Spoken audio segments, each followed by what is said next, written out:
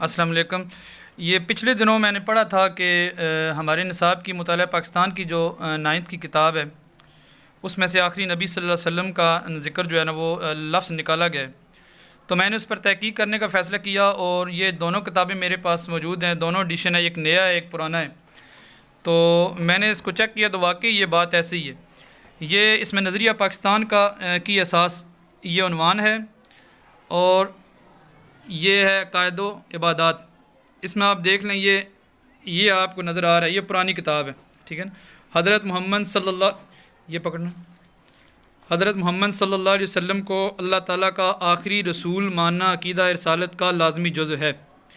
یہ پرانا ایڈیشن ہے 9th کا، یہ پچھلے سال والی کتاب ہے مطالعہ پاکستان کی۔ یہ ٹھہریں جی، کدھر شروع ہوتی ہے؟ یہ مطالعہ پاکستان جماعت نام۔ اب میں آپ کو اس کا نیا ایڈیشن دکھاتا ہوں۔ یہ اس سال والی ہے، یہ مطالعہ پاکستان کلاس نام۔ یہ آپ دیکھیں، قرآن اور اسوہ رسول صلی اللہ علیہ وسلم کو سرچشمہ ہدایت ماننا عقیدہ رسالت کا لازمی جزء ہے۔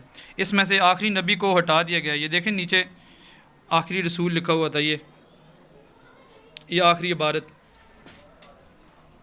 اب نئی کتاب نئی میں دیکھیں، یہ قرآن اور اسوہ رسول صلی اللہ علیہ وسلم کو سرچشمہ ہدایت ماننا عقیدہ رسالت کا لازمی تقاضا ہے۔